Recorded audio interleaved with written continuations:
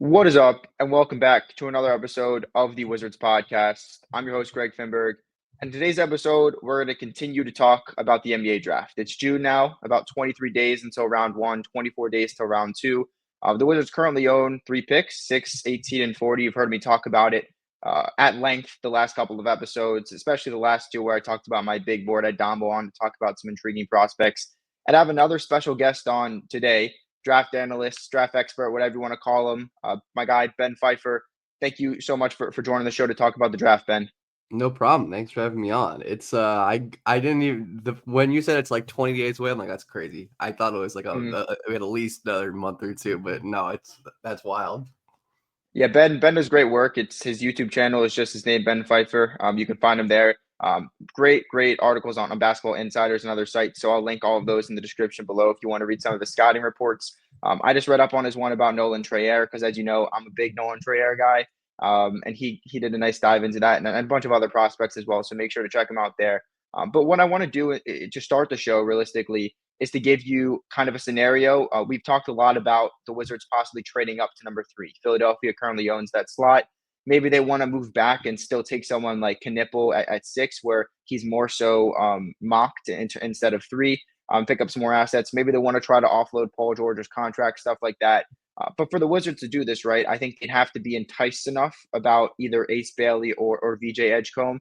So, in your opinion, are either of those prospects worth giving up a decent haul to move up just 3 spots, or are you kind of more so against the move like that to take either Bailey or Edgecombe there? Yeah, I would definitely be against that. I don't think this is I mean, I think trading up is generally not the strategy I like to employ just because it's like having more picks, I think is so valuable. Just because even as, you can be as confident as you want in your draft valuations, but at some point it's impossible to predict this stuff and the only real guarantee is having more picks.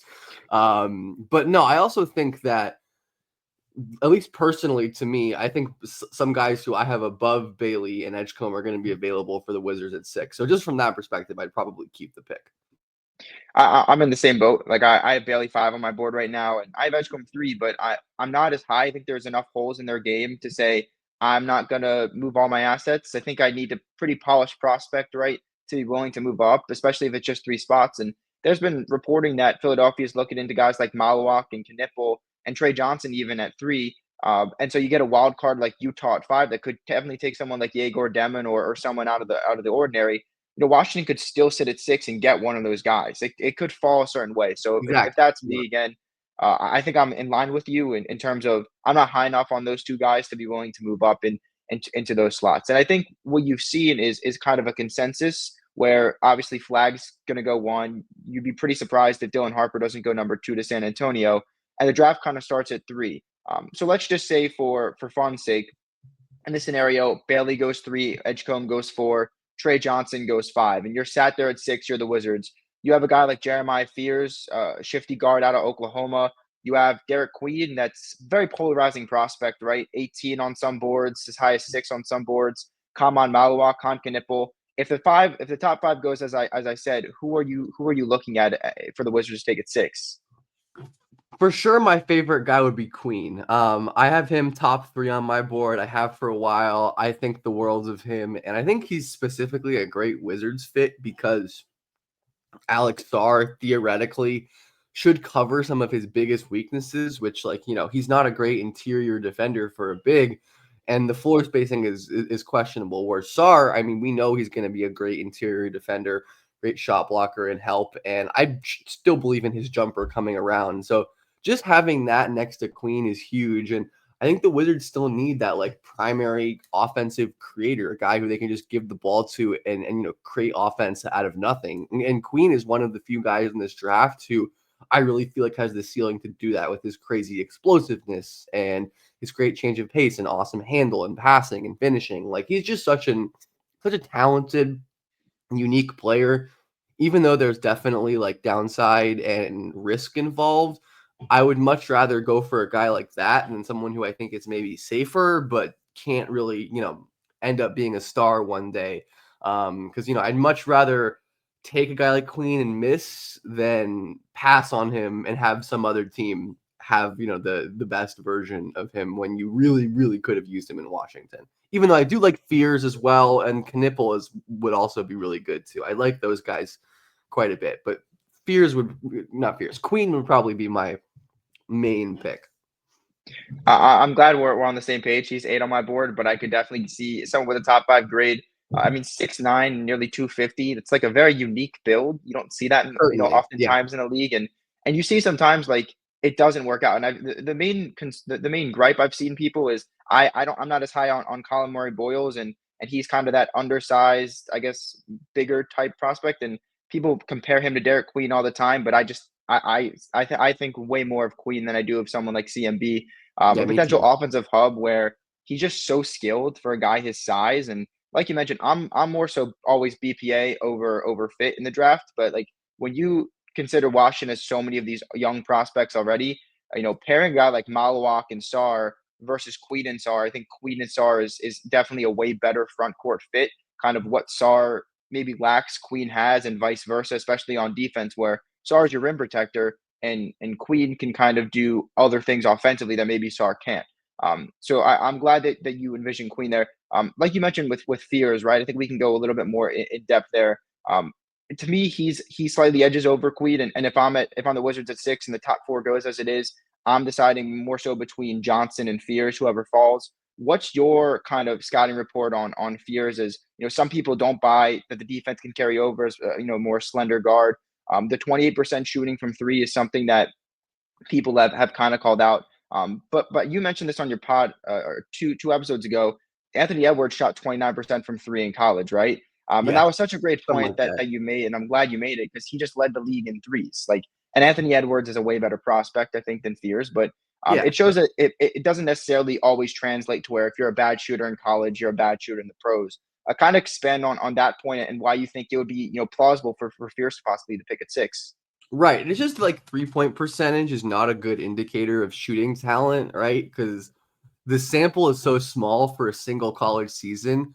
Like NBA players will take like double or triple the amount of threes just in a season. And even then you see like great shooters have entire like, halves of seasons or full seasons where they're just not making shots like they usually do.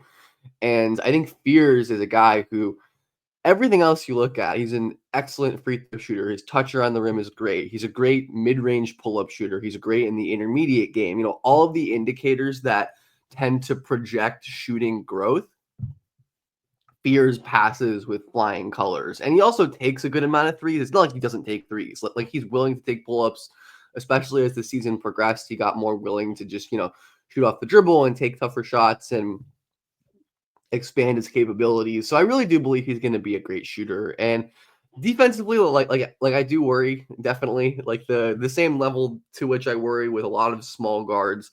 But again, I think you're drafting a guy like that for his offensive ceiling. And Fears is a guy who, like I said, I believe is going to be a shooter. I believe is going to be a primary like advantage creator, someone who can get to the paint whenever he wants, who's an excellent, got great touch in the intermediate, draws a bunch of fouls, arguably probably like the second best handle in the draft to me behind Harper.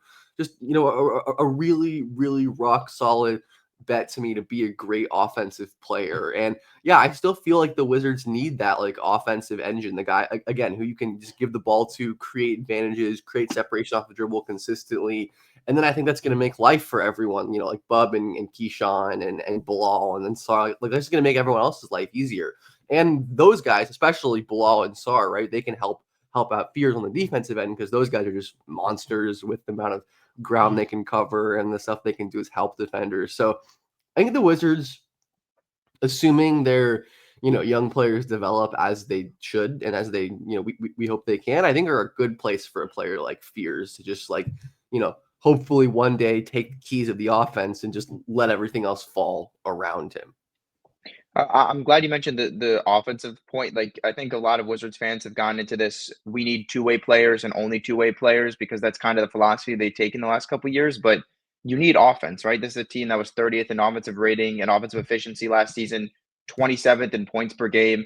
I think a guy like Fears who can come in and kind of be maybe a lead guard, definitely a facilitator, could work. And I understand you have Jordan Poole, but don't know if he's going to be here for the future.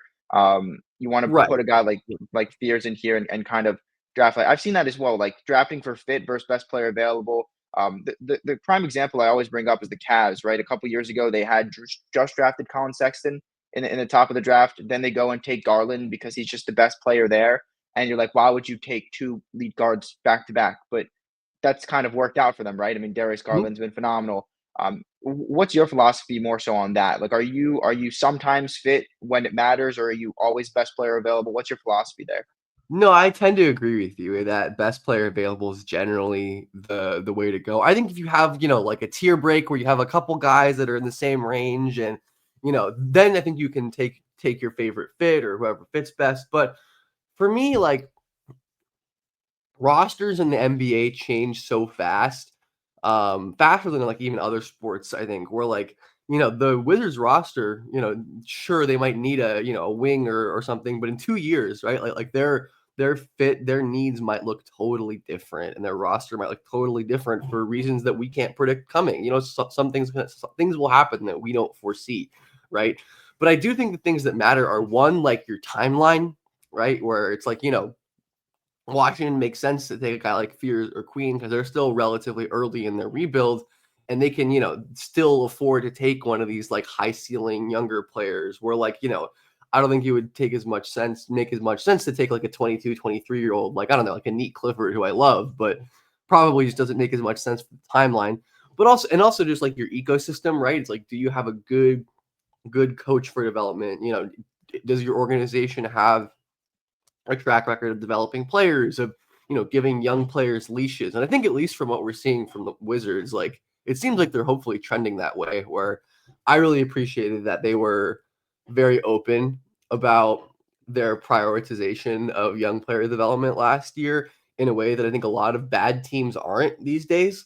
So I do definitely give them some credit for that, and it makes me at least definitely intrigued to see like what they can do in the future and how they develop this current core. But yeah, I tend to agree with you that it's just like most of the time you wanted to take the best talent on the board, Mhm, and not freak out about fit in most scenarios. There's always exceptions, but mhm. And I say that to preface what I was going to say with kind of my next point is the conversation over Canipple out of Duke at 6. Like again, this is a guy that's my sixth best prospect. I have him slightly above Fears, but in my case, as someone who's always best player available, I'd be willing to take Fears or Derek Queen over Canipple because I just think the Wizards need more. I think Khan's going to be a very solid player, but I think the Wizards need to go for people other than complementary pieces. Like I don't know if Khan can traditionally develop into a guy that you're looking at as a number two or a number one option.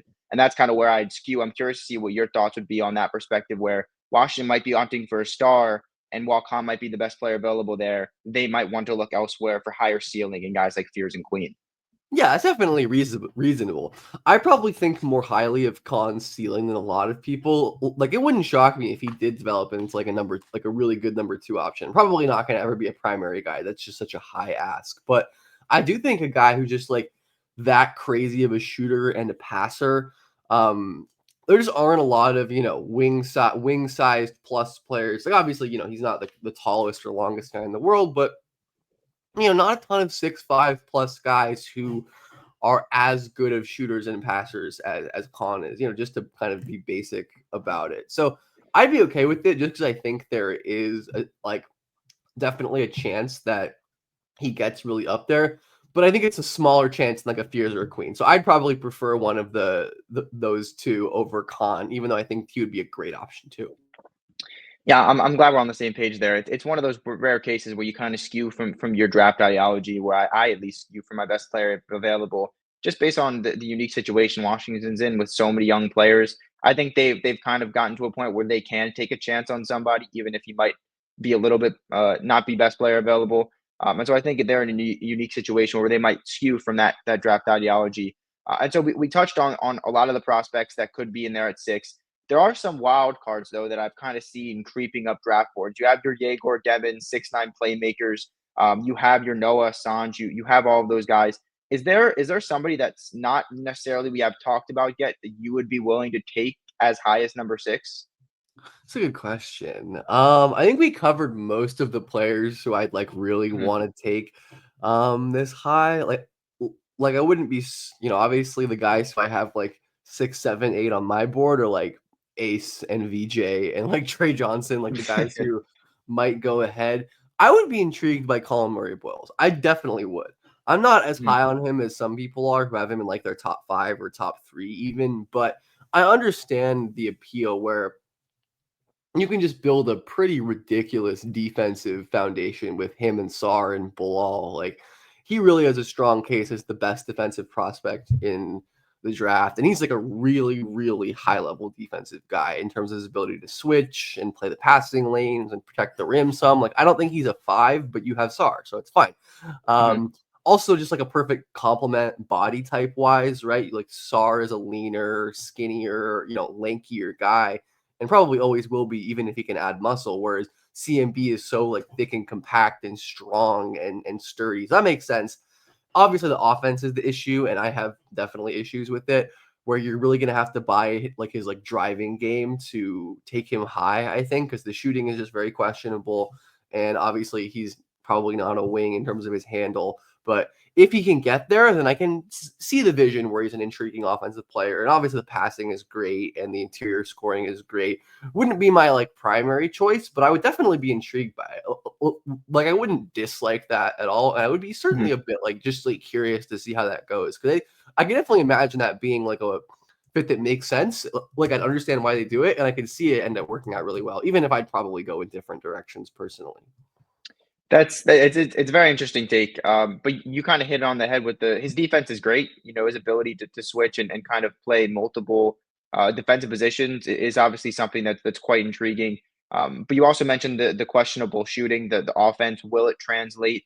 Will he be a guy who's really good on defense? And I don't necessarily respect him on offense. I think that's kind of why he's skewed on some boards. Some people are high on him because they buy the offense. Some people aren't because they don't buy it. But if Washington takes him, I'd be surprised personally. Um, I don't know if I could realistically get behind that pick. Like you mentioned as well, like this is a guy that you could see jumping up into 6, but realistically, the people that we talked about before are more so the people that you would take at 6. And like you mentioned, it's always nice to have multiple picks, right? You mentioned not wanting to trade up. The Wizards have just that because of the pick they acquired. Took on Marcus Smart's bloated salary, got the 18th pick from the Memphis Grizzlies, and there are definitely some intriguing prospects still in that range. From Wizards Twitter and more so from what I've seen, guys like Cedric Coward, major improvement every year of college, 7'2" wingspan, shot very well at the combine, 17 to 25 from the 3-point drill, second in that. Guy like Nolan Trayor, who I have 16 on my board, I'm pretty high on. Athletic, good defense, but the shooting is pretty poor. Rasheer Fleming, unique wingspan and combination of shooting as well, but also against A10 competition. You also have guys like Thomas Sorber out of Georgetown. Is there certain guys in that range out of the ones that I mentioned that you're more so high on than others? Because those are the 4 that I've seen talked about the most. Out of those 4 specifically, Mhm. definitely highest on Sorber. And I can see the Wizards doing it. Like they obviously have Sarr, and I think Sorber is a 5, but it can't hurt. But I think having really good front court depth Mhm. is always a good thing. And especially I think Sorber like has a chance to be a shooter, so that obviously make things easier. But yeah, I think Sorber is like closer to a lottery guy than where he's being projected at the moment. Just like in massive, interior defensive presence with a little bit of mobility to switch onto the perimeter, but not tons. But again, sorry for that. This is a uniquely good situation the Wizards have themselves in because of Sarr. And then Sorber is just such a good offensive player, incredibly good interior scorer, great passer, great ball handler for a big, like can do a lot of the same stuff that Sarr can do while being a much more polished and ready interior paint scorer. So that would be definitely my favorite of that group, just from like a talent perspective and who I think are the best players. Coward and Fleming definitely would be interesting as well. I'm not as high on them as some people, though I do still have them in this range, like the late teens, Mhm. early 20s, where both are projects for sure. And older players who are projects definitely still worry me a little bit, right? Because they're both like 20, or, around 21, and Mhm. either are in my opinion, going to be ready to play high level NBA minutes right away. But again, the Wizards don't really need that. And I think it kind of just like depends on what you want there. If you want a guy with a higher defensive ceiling, I'd take Fleming, and if you want a guy with a higher offensive ceiling, I'd take Coward. And then I also like Traore too. I would take Traore as well if you don't like take Fears or someone in the first round. I think Traore has kind of more of a case as like a non-lead guard than people think. Like obviously people like him because of the crazy speed and burst and explosiveness and ability to get to the paint, but he's been an efficient catch and shoot guy this year. His defense to me has been really impressive. He's improved it as a decision maker throughout the year. Like again, playing lead guard for a good team in a really good league. Like I think even comparing the French league to like the German league where Saraf and Asengwe play, like it's just a higher level of competition than most international leagues. Beyond like the Spanish league and like the Euro League. So I really value what Traore has been able to do in that situation, and I certainly wouldn't mind them taking a swing on him in that range. And just another guy who I think might be there, who's going to fall too far, is Jace Richardson, um, who's maybe kind of like I don't know if it's as logical of a fit because you kind of took a shorter guy who's not a point guard in Bub last year, Mhm. where I think Jace is the same, where he's like a smaller guy or shorter guy. He has like a good reach and wingspan. Who's I don't think is a point guard, but just so damn talented. And even though he's a small guard who isn't like an incredible passer or live dribble advantage creator, just an unbelievable shot maker, incredibly smart, high feel off ball player with real defensive potential. And he's another one where it's just like if you want, maybe you get to the 18th pick and Jace is a full tier ahead of anyone else who's left on your board. So it's like, we're just going to take the guy who we think is really good and figure out the rest later. But yeah, I don't know if there's anybody else that immediately pops in that range who I think are like, Wizards fits that make a lot of sense. But yeah, those guys, I think we covered it. Jace is interesting, right? Because I think the size is kind of what people are low on in terms of, are people going to be hunting him on defense with bigger NBA players and stuff? But like you mentioned, the offensive talent is just off the charts. And I could definitely see for a Wizards team that, like we mentioned earlier, lacks offense and lacks offensive creators. They could take a swing for Jace, Yeah, he's obviously. going to be an impactful offensive player from day one. I mean, like Mhm. like even as good as flashes guys like Bub and Keyshawn and Bilal have also had like they all like started their career as most rookies do, like not very efficient, not very polished, even though the flashes are there, whereas Jace I think comes in and is probably going to be an efficient scorer pretty quickly, and Mm. that's pretty rare for a guy his age. Like he's going to be still 18, I believe, on draft night, or just above 18, which is, again, actually, no, he's a little older. I don't know why I thought he was 18. He's going to be closer to 20, but still, a Mhm. sub 20-year-old who I think is going to be really efficient and effective early on in his career. And obviously, I think that means he can develop into something more later down the line. It's a good point, and I want to talk a little bit more in depth about Traore because, like you mentioned, you're also decently high on him, and I just for me it's the effort on defense, the lateral quickness, the size to be able to defend, multiple positions instead of just the guard position. The shooting, like you mentioned as well, over his last 10, he was 43% from three. So again, I'm not saying he's the greatest shooter in the world, but you've seen gradual improvement from him as well on that end. I was very interested to see your comparisons, right? Because you likened him to Scoot Henderson or Dennis Schroeder in the league. Kind of take me through those comparisons and kind of why you think he could develop like them. He's kind of a tough one to compare to, honestly. I Mhm. don't love the Scoot one is kind of like I could see the early career playing out like that, but honestly, it's Mhm. gonna be different because he's not gonna have like the top 3 pick expectations, and he I think is probably a little bit better of a shooter, like not as dynamic, but again, you're similar guy who's just like so damn fast, can crack the defense whenever. But there's going to be rawness and there's going to be the kind of development track. But then I see a guy like Schroeder, right? Like who's been a really valuable player on a lot of teams throughout his career. Like he was a good playoff rotation guy for the Pistons this year. I mean, he was good for like 4 teams this year. I mean, he wasn't good in Golden State actually, but he was good for like 3 different teams, like 2 or 3 teams this year. I think Traore, while obviously not the shooter is that shooter is now, has the same kind of like game breaking speed and downhill ability.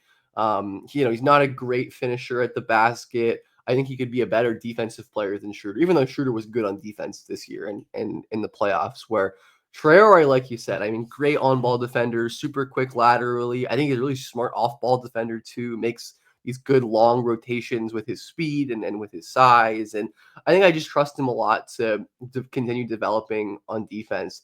But yeah, he's like another tough one to find like a really good comparison to. And there's definitely like ways that it just doesn't work with like, guards who are kind of struggle to score efficiently. But I also don't worry about that as much as some people because of his age and because of the role he has, like super high usage lead guard on a pro team as an 18-year-old. It's like not an easy thing to do. And I think Traore is, like you said, it's definitely continually improved throughout the year, has become more comfortable as a scorer, as a shot maker, right? And I think, he just like takes so many off dribble threes that kind of lowers his percentages as well, which is good. I want him to take those, right? Like teams go under, he's going to take the three, which is a good thing. Even if they're not making them at this point, I think that's good for his development. The fact that he's willing to, take the shots the defenses give him, because that's the only way he's going to get better, right? Is he's going to, see those coverages and get practice against them and get reps. But yeah, like you said, I'm definitely lower on Traore than I once was like before the season, but I'm still relatively high on him. And I think he's a good prospect who, yeah, in this like mid-late teens range, I think is a really attractive option for a lot of teams. Now, I want to run one by you, right? Because I think in most drafts, you have your guys that you're just way higher on than consensus. You have your guys that you're lower on too, where you don't necessarily understand how someone could have maybe a guy like CMB top three, where you might not have him that high, and vice versa. For me, the guy that I'm way high on than consensus in this draft is Drake Powell out of UNC. Again, I just think that the rare size, the rare combo of size, strength, and his athleticism tests at the combine were off the charts. He was top 10 in all of the top five major athletic categories. He had the best standing vert and max vert. A guy that was a solid defender at UNC, 48% from the field, 38% from three, and 6.5 points per game. He's not going to be your tremendous offensive talent right away. But in a league that's more so shifting to two-way talent, especially on the defensive end, where you can kind of play both sides and one side really well on defense. That's kind of why he's so high on my board. Is that am I insane for having him 11 on my board? Is that not something that you can get behind? What are your thoughts on Powell as a prospect? I think it's reasonable. He's someone who I've talked about as like someone I'm not crazy high on, but like I get it. Like there's some players people are really high on that I just like really struggle to see the vision for at that level. But Powell, it's like if I squint, I can understand it because he is just such a freak athlete, like you said. Obviously the size and the length and the explosion, but like so damn quick laterally. That's to me where I think he has so much potential as a point of attack defender with how quick he can shuffle his feet and cut off guys moving laterally. And obviously he's a great open floor athlete. He's pretty flexible. I think, if someone's going to quote unquote reach on Powell and take him higher than consensus, I think a team like the Wizards, again, makes sense where they have time to wait for him to end up being a good contributor. Whereas, I don't think it would make sense for a team that's like closer to a window, unless you're someone like, I don't know, like an OKC or Miami who just like has great development, or OKC especially has so many players they can just afford to take project guys. But most teams, I think Powell is one where definitely the shot is going to be a swing where I'm not so confident in his shot, but obviously if he has, if he ends up being like a good shooter, he's probably going to end up being a really solid player. Where I think there were some pretty interesting like driving and passing flashes this year as well.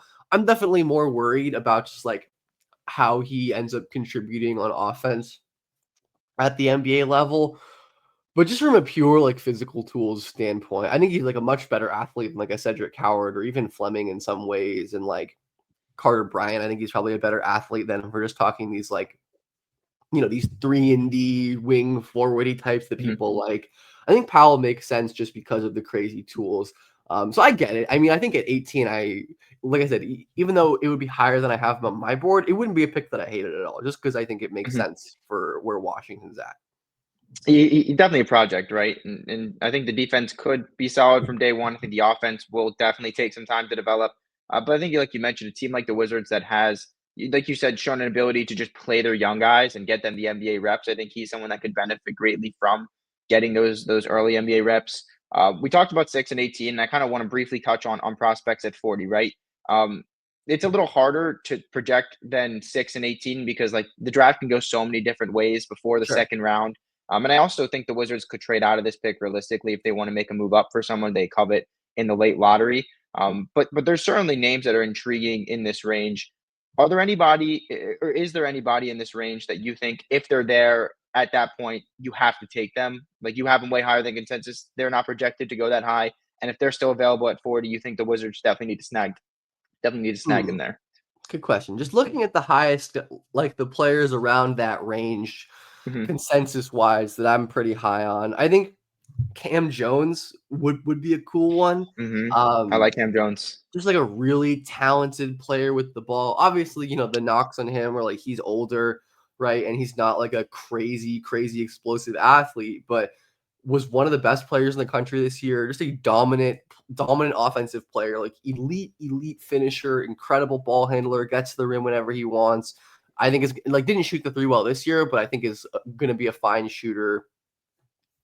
Yeah, he's just someone who I think can help everyone, right? Like he's especially for a team like Washington. If you're going to take an older player, it should be someone right who can contribute and isn't going to like dominate the ball and going to take away reps from other players. Where obviously I think Cam is great on the ball, and I think his ability to create and to pass is going to be great to get easy shots for the other young players. But like he can cut and space and play without the ball.